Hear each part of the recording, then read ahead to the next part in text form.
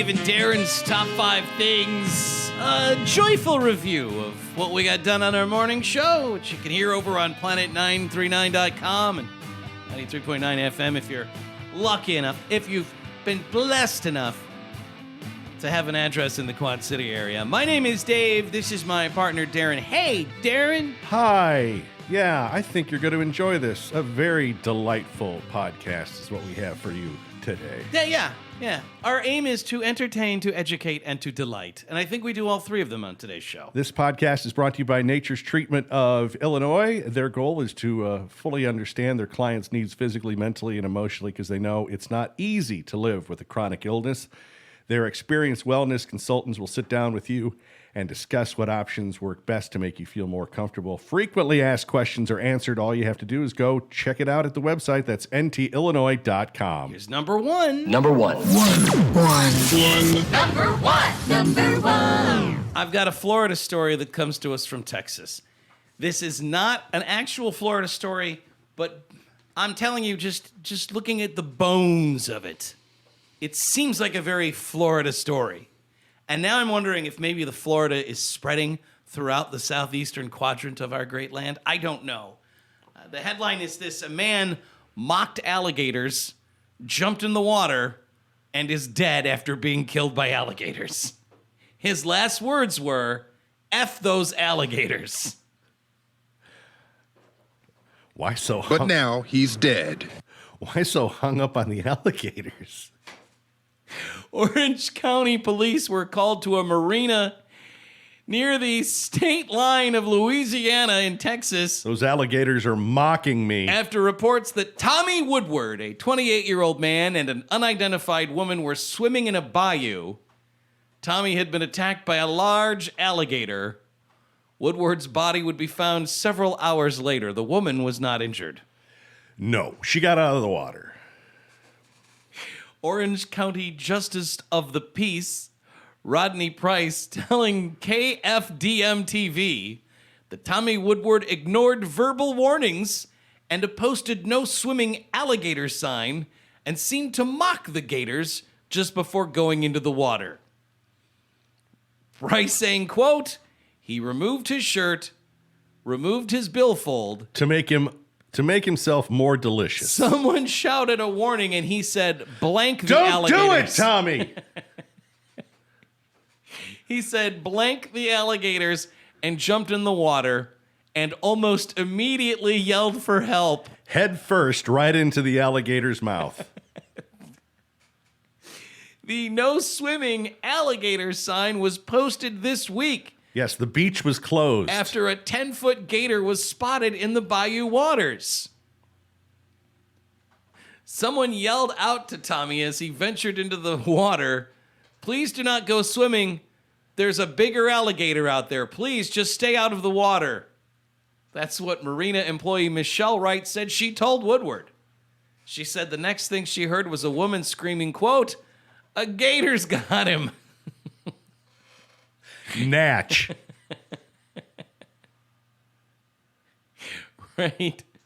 Right saying that she, quote, saw his body floating face down, and then he's out there for a couple of seconds, and then he's dragged back down, and then he comes back up still face down, and then he gets pulled down again, and then he just disappears. She says she knew the victim and his family and says this is a moment she'll never forget.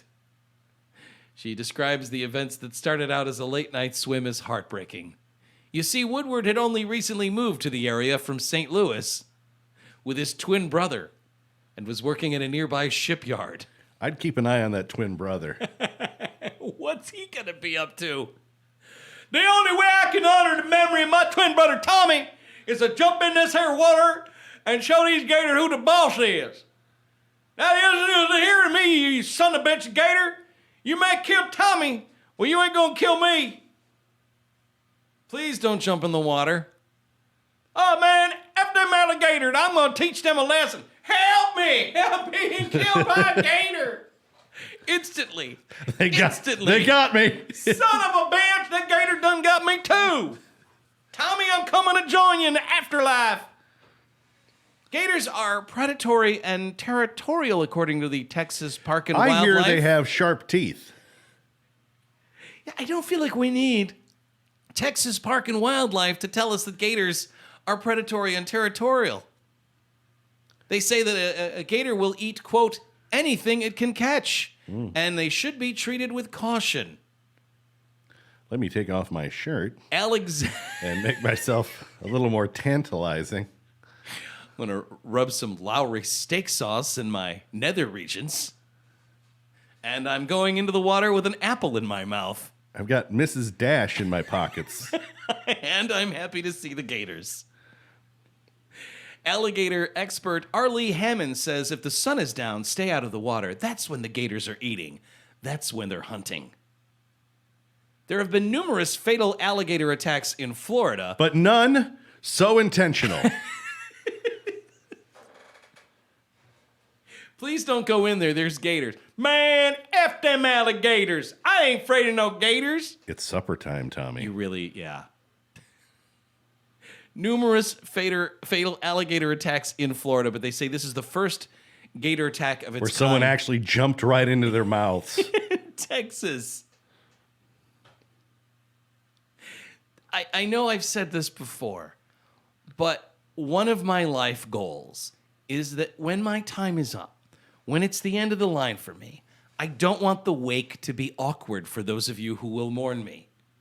I don't know how you go to a wake for a man who jumped into a bayou with a sign that said, don't go swimming, there's gators. And with people screaming, Tommy, don't go in there, there's gators. And your last words are F the alligators. And in a few seconds later, you're dead because you're being eaten by an alligator. Like, what do you say to the family? How do you offer a condolence? I don't know. I don't know how to say. What do you say? It's awkward. Tommy was the dumbest man on the face of the earth. You have my condolences. You have my condolences. Tommy had I know it couldn't have been easy. He had a real zest for living. This could very well be the stupidest person on the face of the earth. Well, I hope he was delicious. This is Charles Darwin telling us that the slower and dumber animals need to be thinned out. I'm not even mad at the alligator. I hope they don't go after the alligator now. The gator's just doing alligator stuff. Now they've got a taste for Tommy. Tommy, can you hear me? Man, I want to go swimming in there so bad. And I imagine, too, if you're swimming in a bayou where there's an alligator, probably getting eaten by an alligator is only one thing you have to worry about. There's probably snakes and all kinds of microscopic nightmares in there. I'm guessing it was not probably sparkling clear water. No. He had just moved to the area from St. Louis. Now, they don't have gators in St. Louis, so maybe he thought it wasn't that big of a deal. But I'm here to tell you, as someone that doesn't live in an area with alligators, if the sign says don't go swimming because of alligators, brother, that means you. Number two. From time to time, when you're interacting with people, and here's the thing, now that we're all able to kind of hang out and interact, it's weird. Like, you have to relearn how to interact with folks. Social interaction can be difficult. I think this is why there's so many fist fights happening at ball games. I think that we've gotten to a place where we know people aren't supposed to be within 6 feet of us. Mm-hmm. And now that they can, you might feel threatened. Also, I think that people are pretty aggressively going after it alcohol-wise at these games. Because they're just so happy to be somewhere. Yeah, did you see the big snake at Wrigley Field? The cup snake? Yeah. Yeah, they're doing that at... Is that happening everywhere? Yeah, they're doing it at guaranteed rate as well. Oh, are they? Yeah. They were trying to say that the snake they had the other day, it would have cost, it was $30,000 in beer. Yeah. Yeah. That's how they do it. And they work on those snakes all game long. The big cup snakes. Uh-huh. I know there are people that say enough with the wave and enough with the cup snakes. If people want to have fun, that's none of my business. Have fun however you want. You've been inside too long. Go nuts. I'm not a fan of the wave at baseball games. I want to be very clear about that. But if people want to have fun, that's none of my business. When we're interacting, though, from time to time, it's common, unless you're some sort of sociopath, unless you're some sort of raging narcissist, I think it's common to have afterthoughts where you consider your behavior and you think, gosh, was I in the wrong? Did I treat people in a manner that was unkind or thoughtless? There's a whole forum, a subreddit, where people wonder if they're in the wrong, and from time to time we like to read these, and Darren, get your take. So here's one. I'll do what I can. Am I a jerk for not participating in Dry July to support my friend? Not sure how commonplace this is, but a circle of my friends are talking a lot about Dry July. Essentially, you give up alcohol for the entire month. Right. One of my friends, who was formerly nicknamed the Party Samurai, has recently decided to give up drinking. Okay. And another girl has decided that July will be the month to do it herself. So mutual friends have been organizing themselves to participate to support the pair of them. Great, good for them. I, on the other hand, drink very seldomly. I could easily go a month or 3 without a drink. However, I have no intention of committing to Dry July.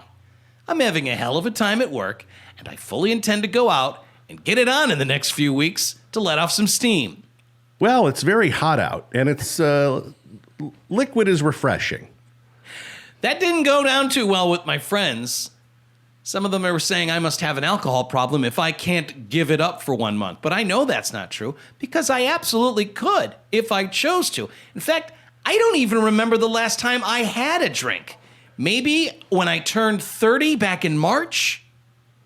More concerning, they're saying I'm being a bad friend by not supporting them. That I'm putting my own desire to drink above my friends. And that's got me thinking, am I the jerk here for refusing to commit to Dry July? Darren. I think what you do there is a little thing called a white lie. White Lie July. It's white lie. Why isn't that a thing? What I'm calling it is white lie July. Oh, sure. I absolutely will help you out with that. I did a Dry July years ago. July? Yeah, I thought you did February. No, I always do white. I do white January. That's my January. white month usually. But I did do a Dry July once. And July is the dumbest month to do it in. First of all, 31 days, right? It's as long a month as you can get. Yeah, And also, right in the middle of summer. to not be able to drink on the 4th of July, that's just bad planning. I get that it rhymes, and that's fun. But if you're going to do a white month, July is not the month to do it. And if somebody wants to give up drinking, that's terrific. Go ahead and support them, but that's none of your business, right? One more before we do the news here from WQAD News 8. Somebody wondering, am I the jerk for only allowing one Iron Maiden song at my wedding? I'm a 27-year-old woman getting married in 3 months. My fiance, a 28-year-old man, is kind of obsessed with the band Iron Maiden. Kind of a super fan, huh? 1. You get 1. There are 28-year-old kids that love Maiden? That's interesting. He almost always wears Iron Maiden t-shirts on the weekend, and his apartment is full of Iron Maiden memorabilia. He's made me listen to pretty much every single song they've ever put out. I think they're talented musicians, and their singer has a good voice for what he does. But I'm just not into their type of music. My soon-to-be husband actually wanted us to walk down the aisle and also leave the aisle to violin versions of Iron Maiden songs that he'd found. What, Run to the Hills? I vigorously balked at this. And to his credit, he did admit that he was probably going a little too far, and he agreed to more traditional music for our ceremony. But he then insisted on Iron Maiden songs being woven throughout the entire reception. Like patchwork. Seamlessly. I told him he could pick one. I would agree to one Iron Maiden song. And I even think that was me being generous, since their music's a little aggressive for a wedding reception that will include both small children and elderly relatives, and nobody can even dance to it. He's insisting on at least 4 Iron Maiden songs interspersed throughout the reception. I just don't think it's appropriate. I know that it's his wedding too, but I think he's putting too much of his own very specific niche taste into it. Am I being too controlling about this? Darren, your thoughts? Bride gets what she wants, right? I mean, that would be my advice. You got your one. I'm trying to think like how many REM songs. It's 20 years now. I don't maybe one. Like it's not. You can listen to Iron Maiden the rest of your life. Yeah. A wedding reception's not the place. And yeah, run to the hills is. What are you doing? Rhyme of the Ancient Mariner? Die with your boots on? I mean, it just doesn't lend itself to wedding music. People want to do the chicken dance, man. And I would say... Do they do a version of that? That would be so incredible. I mean, yeah, if they do a version of it, we'll go with that. I don't want to be a chicken. I want to be a dog. Yeah, and I wave my butt. I know that's a terrible Bruce Dickinson impression. I kind of did a little Michael McDonald there. Yeah, you did. You can't help yourself. All right, let me see if I can do Michael McDonald singing Iron Maiden. Let me try this out. Run to the hills, run for your life, run to the hills. That's all. Now, I how know about that Jackie song. Rogers Jr.? Oh, I don't know. I don't know a lot of Iron Maiden songs well enough to do a Jackie Rogers Jr. impression. Yeah, you're not going to do it justice. No, I am not. The point of this segment was not to insult Iron Maiden. God bless them. Up the irons. Isn't that what the kids say these days? 28 years old and into Iron Maiden. That's something else. Well, best of luck. Do they have like Eddie on the cake? You should have an Eddie cake. An Eddie cake. I'll let you have that. Like replace the groom with Eddie on the top of the cake. Uh-huh. That's a nice That touch. you can do. That's a touch of elegance for your wedding reception. No one can hear the cake. Number 3. 3. Google Trends data identifying the most commonly misspelled words in each of our 50 nifty United States. Okay, I'm guessing in Iowa, it's either Dubuque or Maquoketa. No, these are all words, not just names of towns. But I'm right. No, you're not. You're not. In Iowa, the most searched misspelled word is the word favorite. We have trouble in Iowa spelling the word favorite. No, I got a fix on that one. Yeah, there's plenty of words that I misspell all the time. Sure, but that's not one of them. Right. On the Illinois side of the river, the most commonly misspelled word was quarantine. Okay. Quarantine, the most searched spelling word for Colorado, Connecticut, Indiana, Massachusetts, Minnesota, Missouri, Nevada, Oregon, Tennessee, Washington, Wisconsin, Wyoming. And the most common misspelling of quarantine, the way people were spelling it You gotta incorrectly gotta was use the U. the way that people were spelling it was cornteen. CORN space TEEN. A quarantine? A quarantine. Now there is such a thing. Like a detasseler? Yes, like a Those are quarantines. Coronavirus was the most misspelled word in Illinois. I said it was quarantine. Quarantine is the most misspelled word in all of America. And then coronavirus misspelled in Illinois, Michigan, New Jersey, Pennsylvania, Vermont, and West Virginia. Uh-huh. Quarantine. There are children of the corn, and when they get a little bit older, Yes. they're quarantined. Quarantine. I guess there's probably a corn tween. Yeah, right. When you get to be about 12 or 11 and you're corn tween. You're of the corn. Yes. Definitely the most searched spelling word in New Hampshire, New York, and Utah. I have trouble with definitely. I always want to put an A in there where it doesn't belong. Alaska had trouble spelling the word 80. Delaware has trouble spelling the word government. Florida, the word that they misspell is pharaoh. Like, Why are they talking about pharaohs? I don't understand that either. how pharaoh is the word they misspell more than any other word. I don't get it. Now, they're not talking about Mia Farrow. No, they're talking about let my people go, Pharaoh. Like the American Pharaoh. So Moses and the Hebrewites ding ding and avoid us by going to the Red Sea. That's the Pharaoh they're talking about. They're talking about Yul Brenner, friends. I struggle with Yul. Yul Brenner? It's just Y-U-L, right? I tell you, don't smoke. If you see this, I am dead. Do not smoke. I smoked a lot. It was pretty great until it wasn't. Don't smoke. Wasn't that the whole gimmick with Yul Brenner that he recorded the PSA right before he croaked? And he's saying, if you're seeing this, it's because I died. Those damn cigarettes. Doesn't he say that too? He was on an episode of... Damn cigarettes killed me. He was on an episode of The Ed Sullivan Show not that long ago. And he's on there playing guitar. What? Yeah. So when you say not that long ago, you're saying you... Well, it's a repeat. You're watching reruns It's on it's a repeat.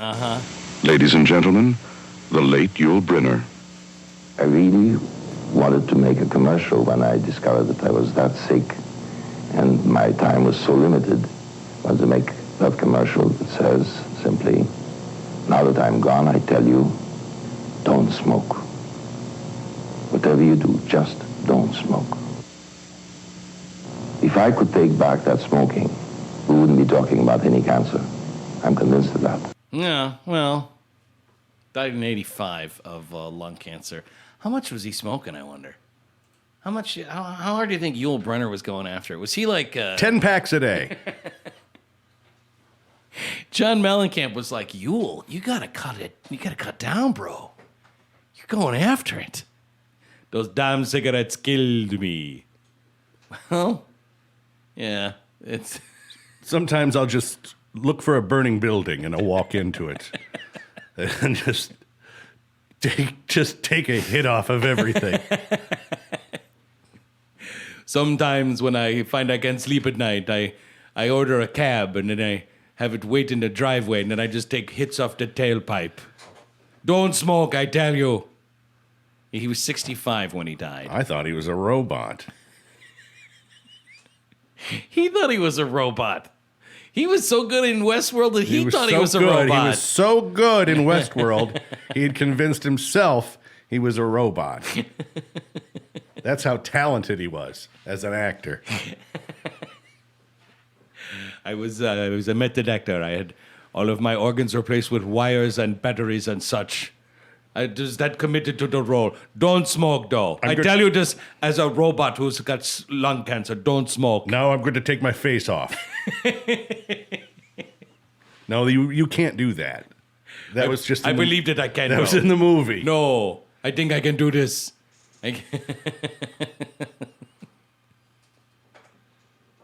Yul Brenner was born in the Soviet Union, right? Came over to the States, became a naturalized U.S. citizen in 1943. He was working as an actor and a radio announcer. And then, in the 60s, he renounced his U.S. citizenship because he lost his tax exemption as an American resident working abroad. What, I got to pay taxes now? I don't want to be an American anymore. He stayed too long in the United States, meaning that he was going to be basically put in prison by the IRS, and he didn't think that was a good idea. I won't do it. Thanks for doing your part, Yul. Well, he was the king in The King and I, of course, and Ramses the Second in the Ten Commandments, and a robot in Westworld. He tells you, don't smoke. Now that you see this, I want to do a commercial. Tell you not to smoke. Yeah, he shied away from sitcoms. He wouldn't have been great on, like, Growing Pains. Taped in front of a live audience. Can you imagine Yul Brenner on Happy Days? Yul Brenner. Fonzie, what kind of trouble are we going to get into this week? Yeah, Yul Brenner on Who's the Boss? Angela, I've cleaned the house for you. Now, Mona and I are going to go have cigarettes on the patio. This is just for me and Mona. Don't smoke, Angela. Don't smoke. It's just, Just very dryly just sucking the comedy out of every sitcom. Every in the 80s. sitcom that he's on. It's like, huh. Yul Brenner is Nell the housekeeper on Gimme a Break. And when they do write in a joke for him and he tells it and everyone laughs at the audience, he just kind of stares at the audience. Quit laughing at me. I'm not a spectacle. Don't laugh at me. Knock it off. Yeah, he's always kind of startled by the laughter. And he looks at the crowd and just kind of... Just glares at him. Exactly. Menacingly glaring at the studio audience. How dare you laugh at me? That was the laugh line, though. And then people would just get... Ooh. They would just laugh They start, harder and then harder. they just start recoiling. Sometimes he'll even take like a couple steps toward the audience. You got to stop doing that, Yul. I will climb up into the rafters and I will beat you all senseless. With these nicotine-stained fingers, I will wring the life from your stupid throat. Do not laugh at me. Now on with the show. This is called Full House. I will be playing Uncle Yul. Cut it out. Yeah, I'm Yul Seaver. Mike, did you and Boner get into misadventures again this week? Don't smoke, Mike. Whatever you do, don't smoke. Nope, I'm going out to the garage. Don't worry what I'm doing out there. Guess who's going to be spending the week with us? Uncle Jesse's Uncle Yul. Another episode of Full Blouse. He's just constantly... Just sucking the life out of every lighthearted comedy. Urkel, I don't want any more of your nonsense. Right. Did I do that? You know damn well you did it. Don't encourage him with your laughter. I will not sanction... Don't! Urkel. People of Chicago. Urkel, I will not sanction your buffoonery. Don't smoke, Urkel. Don't smoke. Four. A professional cuddler sharing her secrets of the trade. Woman who gets paid to cuddle. And she says the most rewarding part of her job as a professional cuddler Is the check. it's Where's my check? she gets $100 a session to professionally cuddle people. There's nothing sexual going on. This is just cuddling.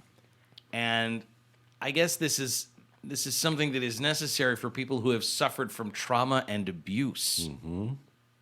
So there's no hanky-panky going on. She just comes over to your house and cuddles you, $100 a session. To protect her from anything that would cross the line, she has a strict set of rules in place. Everyone has to be fully dressed at all times Yeah. to make sure that everything is platonic. No tank tops. Right. No tank tops.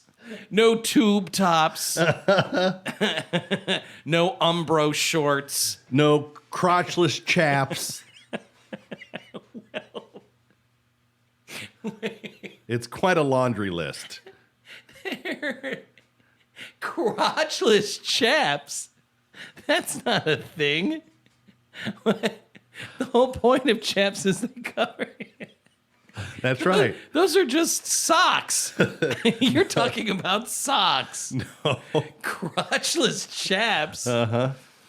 She says the most rewarding part of her job, her name is Keely Scoop. Is leaving. She says it's unusual requests. Quote, I kind of love strange requests because what that means is that the person trusted me enough to tell me a thing that they wanted. That's atypical in society. That means they have to trust me a lot. Scratch my head. That means, well, no, that's a nice thing to say when you're being cuddled. Go ahead and scratch my head. Would you please. run toothpicks through my hair? I want you to check for nicks. Check for lice, would you? She says that means I've created a safe space enough where they don't feel like I'm going to judge them. I love that. I want them to have places in their life where they don't feel judged. One of the rules that I have is that they can ask me for anything that falls within the code of conduct and they won't be judged. I'm going to say yes to everything. I'm still going to check in with myself and see whether this is something I can actually do wholehearted. I'm not going to do anything that I will resent them for. I will hold my own boundaries, and I will never put myself in a position where I'm uncomfortable. But what I love the most is a crisp $100 bill for 2 minutes. She says, clients can ask for anything, but the requests are not of a sexual nature. It gives them the freedom to ask for anything. Quote, I've had tickle fights with clients before. That's something that's kind of atypical or out of the norm. I've read books like children's stories because they wanted to feel taken care of in that way. And that was the thing they remember from childhood that was really reassuring and nurturing. I've wrestled around like a puppy with someone before just to get that sense of play. Look, man, if someone's paying you to come over to the house and cuddle and they want you to bark like a dog, you can tell yourself that's not sexual, but come on. Will you change my diaper? Okay, that's...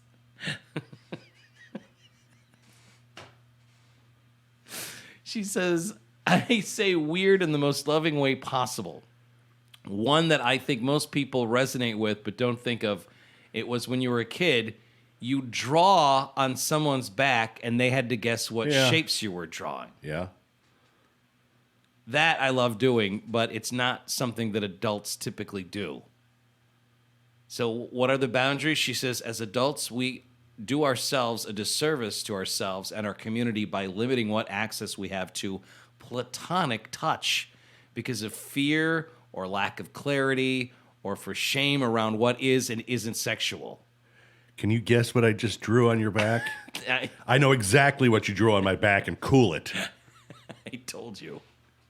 Cool it. It's not very happening. Graphic. It's not happening, Carl. No, it's Carl. Knock it off back there. Okay, that seems like a circle. That seems like another circle. Okay, that's a long... Oh, Carl, knock it off back there. She says, whereas someone can absolutely do those things in a sexual context, and that is a subjective experience, I think a lot of people limit what they allow themselves to want despite what they may actually want. They're so afraid of being judged or ostracized or shunned because other people wouldn't believe them when they said that it wasn't sexual. Yeah, I wanna wrestle with you and have you make puppy noises, but there's nothing weird about that. That's just platonic. She says a small number of her clients have asked for something sexual, and despite some admittedly very rare bad experiences, she loves her job. She says, this feels like my life's purpose. When I get up in the morning, if I don't think I just want to go and do this, it's just because I've not given myself enough rest. I do so much of it because I love it so much. I burn out a little bit, and I don't monitor my sleep or eating. There's nothing else I would rather do, though. I want to cuddle people all the time, always. I have an infinite capacity for this stuff. Well, I mean, that's if she's providing comfort to someone who's been through trauma or abuse, that's fantastic. But I tend to think that the number of weirdos is probably higher than she thinks it is. Oh, it's up there. Right? It's got to be higher than... No, the needle is pegged. I mean, she says it's very rare. But you can tell when you're cuddling at least one gender, you can tell when you're cuddling the male gender whether or not they think it's a sexual experience or not, right? It's pretty easy to figure out. There are some telltale signs. Right? Just for the sexual thrill! The sexual thrill! She's providing a service. And, you know, $100 a session. If she's doing like 4 or 5 a day, who knows? Like, how often is her phone going off? And it doesn't say how long a session is. I mentioned like an hour, right? Maybe not that long. Five. Number 5. Would you go to a thrift shop and buy art? Is it something you would consider doing? Like, have you ever been at a Goodwill or a Salvation Army and thought, I must have this for my home?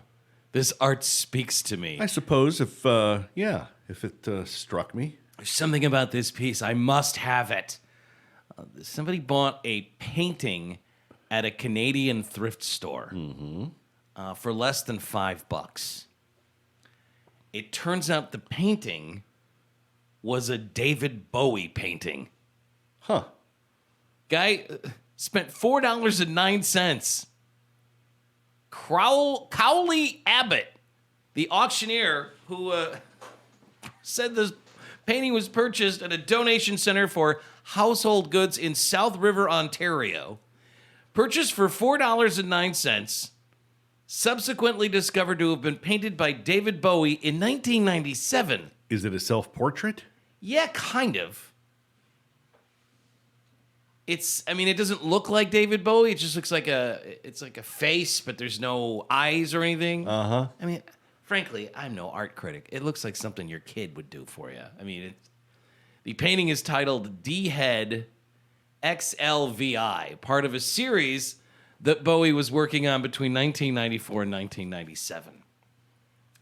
The auctioneer saying here, the sitters ranged from band members, friends, and acquaintances, and there were also some self-portraits.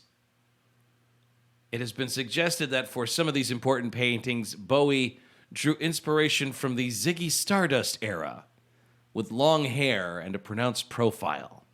This energetic and enigmatic portrait is a truly rare representation from a celebrated artist. They're going to sell this now online. Celebrated musical artist. Well, the visuals were a big part of Bowie, but he had other artists helping him with that stuff, right? They think that this thing is going to go online and sell for anywhere from $9 to $12,000, which for something you paid $4.09 for. Sure, that's a good return. It's not bad at all. But the question that I have that I can't find an answer for is, it would be one thing if this was a painting he did in the 60s when nobody knew who David Bowie was. Yeah. We were all aware in 1997 who David Bowie was, right? Yeah. You would think that if you had a painting that David Bowie did in 97, you would hang on to that and not give it to Goodwill, right?